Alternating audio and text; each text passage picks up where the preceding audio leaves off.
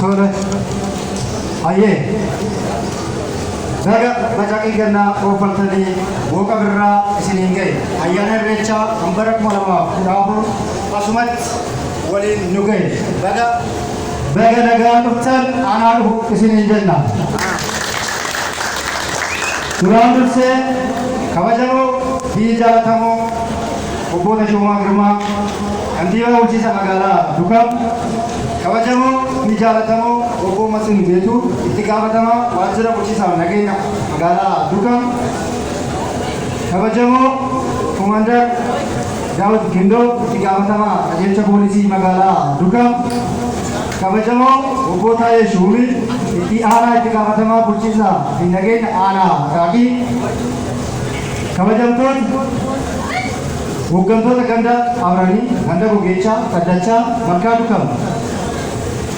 Kabajamtoota, jaalatamtoota, hawaasa magaalaa Dukam akkasumas naannoo Oromiyaa irraa, naannoo garaagaraatu irraa, naannoo kanatti argamtan akkasumas weellistoota, shubbistoota keenya guyyaa irraa kana gammachuu kana qooddachuudhaaf iddoo kanatti argamtan baga nagaan walagarree baga nagaan dhuftan isinin jenna.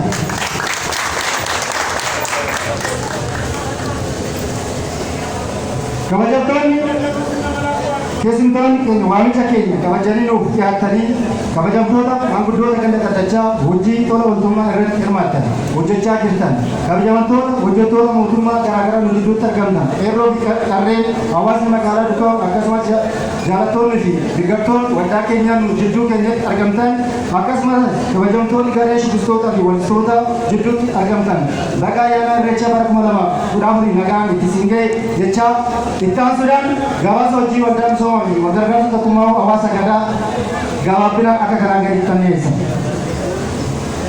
Tokko waldaa misooma fi gargaarsa tokkummaa hawaasa gadaa bara 2012 magaalaa Dukam ganda Kaddachaa keessatti miseensa nama 7 kan hundaa'e yoo ta'u waldaan kun hojii tola ooltummaa irratti bobba'ee waggaa 3 kan hojjechaa ture. Waldaan kun kaayyoowwan hojii irratti bobba'aa ture tokko akka qalleeyyii magaalaa fi naannoo magaalaa kan jiraatan ankaraa gubbaa jiraatan isaan kana maallaqa qabu kiisii keenya mindaarraa walitti qabnee gargaaruu bira dhaabbachuu deebisanii dhaabuu akkasumas daa'imman abbaa fi haadha qabnu gargaaruu namoota dargaggoo fi qeerroo dargaggeettii ogummaa qaban ogummaa isaanii baasanii ibsachuu hin dandeenye sababa maallaqaan hin qabneetiin duubattasan barbaadnee ifaadhaan baasnee tokko lama jennee agarsiisuudha kaayyoo keenya. Hanga ammaatti erga hundaa'ee hanga ammaatti miseensonni nuti qabnu miseensota nama 24 yoo ta'u kan qabnu yoo ta'u hojiiwwan karooraa fi raawwiin hojii ilaaluudhaan hojiiwwan barbaareedoo ta'an hojjetamanii jiru. Fakkeenyaaf hojiiwwan hojjetaman ayyaana Faasikaa bara 2012 harka qalleeyyii nama 120 ayyaana Qaammee bara 2012 bara 2012 harka qalleeyyii namoota 200 kennaa midhaanii nyaataa fi zayita guyyaa ayyaanichaaf affeerraa raaqaa waliin taasisnee turre. Akkasumas ayyaana qillee bara 2013 harka qalleeyyii nama 300 oliin ta'an affeerraa raaqaa fi sagantaa bashannanaatiin kan wajjin dabarsinee harka qalleeyyii wajjin ta'uudha jechuudha.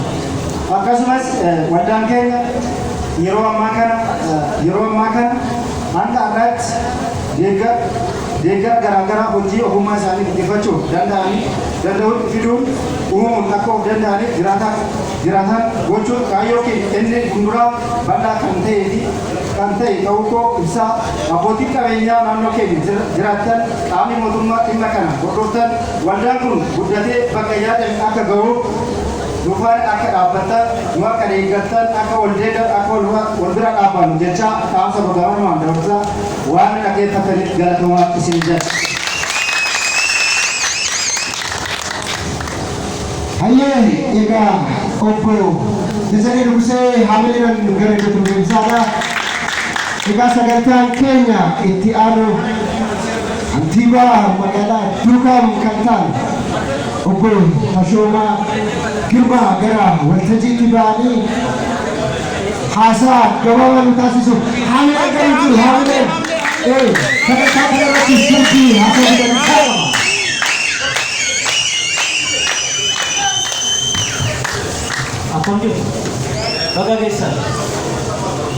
galatooma kabajamtoota manguddoota kabajamtoota qeerroof qarree akkasumas keessummoota sagantaa kanarratti argamtan hunda keessan duraan dursee maqaa kootii fi maqaa bulchiinsa magaalaatiin baga irreecha bara kanaatiin isin ga'e jechuu barbaada.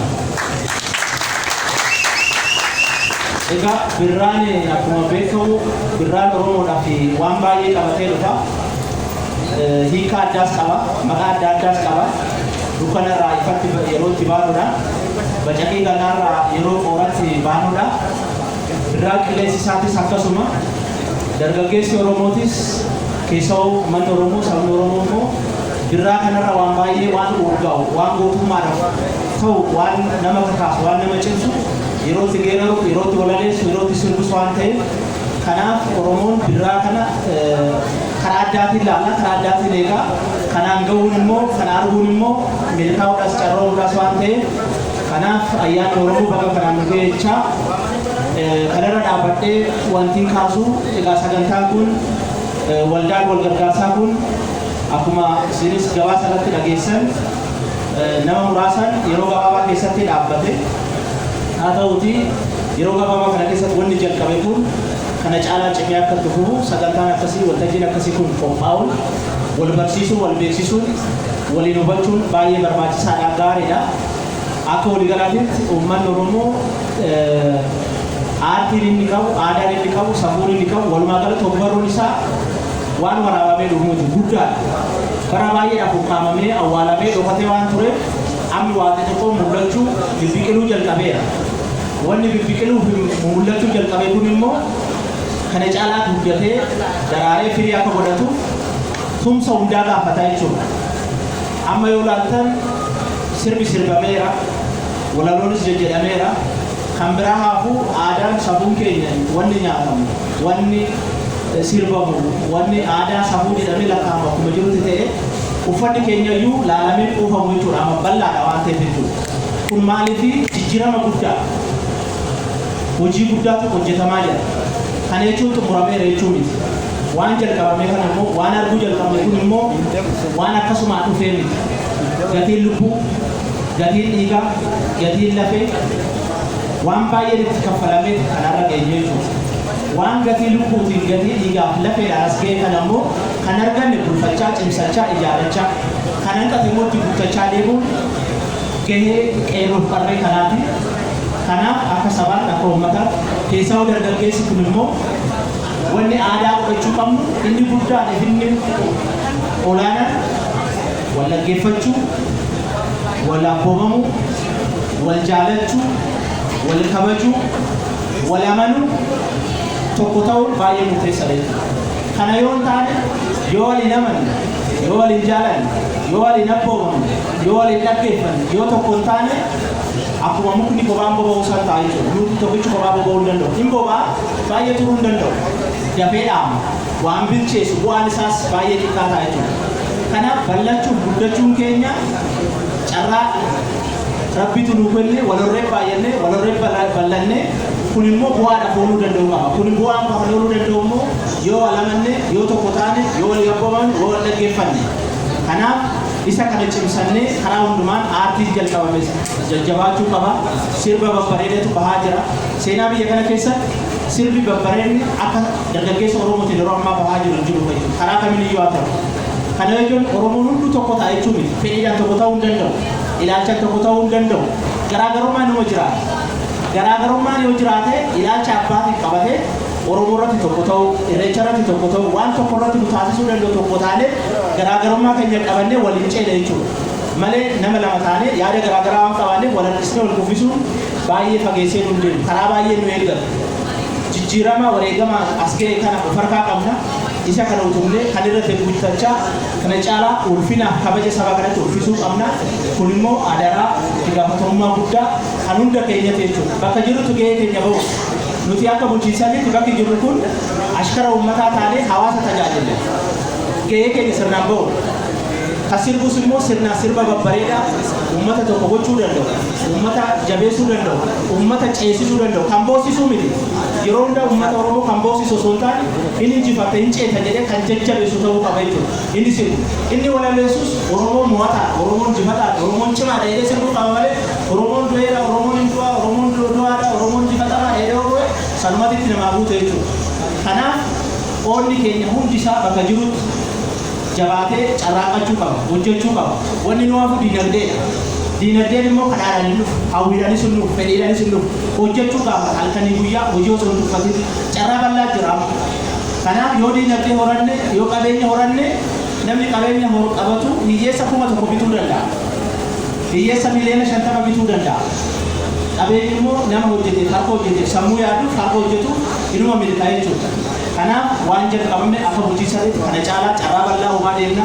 Isinis immoo jabaadhaa tokko taanee waliin hojjenna. Ayyaanni keenyas ayyaana milkii nu taa'eera.